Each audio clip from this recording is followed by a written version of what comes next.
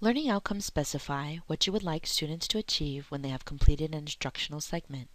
We use the term learning outcome to emphasize the fact that the goal of teaching involves much more than covering the material and keeping students actively engaged. The focus of your teaching should be on student achievement and the learning process. This video will provide you with some guidelines to follow in creating effective learning outcomes. Learning outcomes are clear statements of what students will be able to perform outside of the classroom experience as a direct result of what they have learned in a course or training activity. There are different types of learning outcomes, including programmatic, course, and unit. Programmatic learning outcomes reflect the educational goal of a program. Course-level outcomes are derived from programmatic learning outcomes and help instructors lay out the general approach to their course. Unit learning outcomes are derived from course-level learning outcomes and clearly state what students are able to achieve at the end of an instructional unit. This example illustrates the relationship between programmatic, course, and unit level outcomes. As you can see, each learning outcome type further specifies the knowledge and/or skills that a student must possess in order to achieve the learning outcome parent. For example, in order for a student to be able to explain the significance of major historical events and themes, they must first learn about the different historical events and themes associated with Reconstruction and the Great Depression. One thing to keep in mind when creating effective learning outcomes is that while specificity is important, it is possible to be overspecific. Long lists of very narrow bits of behavior can fragment the subject being taught, and lists of specific objectives can also become too long and ignored. Teachers should strive to identify the most important learning targets for each instructional unit and focus on these. Despite the type, learning outcomes are important because specifying them helps you to direct your teaching toward the important student achievements that you have in mind.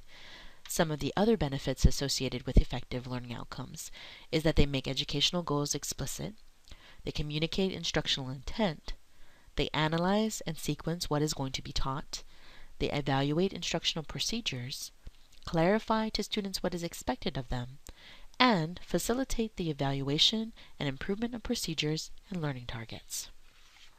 Writing learning outcomes off the top of your head can be a frustrating process because of the seemingly endless number of possible targets. If you're new to writing learning outcomes, then you will most likely write outcomes that are very narrow in focus.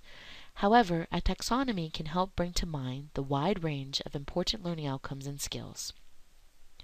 Generally, educational learning outcomes fall into three domains: cognitive, which focus on knowledge and abilities requiring memory, thinking, and reasoning; affective, which focus on feelings, interests, and attitudes; and psychomotor, which target motor skills and perceptual processes.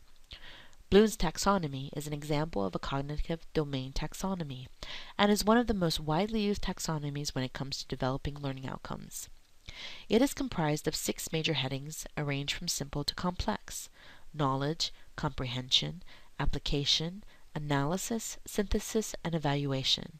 The value of a taxonomy like this is that it calls your attention to the variety of abilities and skills to which you can direct instruction and assessment. Besides the taxonomy, there are some best practices that you should keep in mind when writing effective learning outcomes. Effective learning outcomes are student-centered because instruction focuses on a change in student performance. Learning outcomes should also identify observable student performance. For example, it's difficult to determine whether or not a student understands a concept because understanding is something that you cannot directly observe. However, you can observe a student demonstrating his or her understanding by explaining a concept to a fellow student. Learning outcomes should also be created so that they specify specific content to which student performance is applied. A concept related to learning outcomes is alignment. Alignment helps to ensure that student learning reflects not only the learning outcomes of a course, but the outcomes of a program, the goals of a department, and even the mission of a university. When learning is directly related to learning outcomes and assessments accurately measure student learning, it's easier to determine the effectiveness of course content and instruction. When content is not aligned, the course can become fragmented and ineffective, and students can spend valuable time on activities that do not lead to intended learning outcomes. The basic purpose of any assessment is to determine the extent to which a student has achieved the stated learning outcomes. Although this purpose may sound straightforward, it is not always an easy criterion to meet. The validity of assessment is a direct result of the alignment between assessment tasks and learning outcomes. Assessment should match the span of the content covered, the depth of thinking, and the topical emphasis of learning outcomes. Sometimes you will need several different methods of assessing a student's performance before you can conclude that a student has met the intent of the learning outcome. This video has discussed some of the different guidelines in creating effective learning outcomes.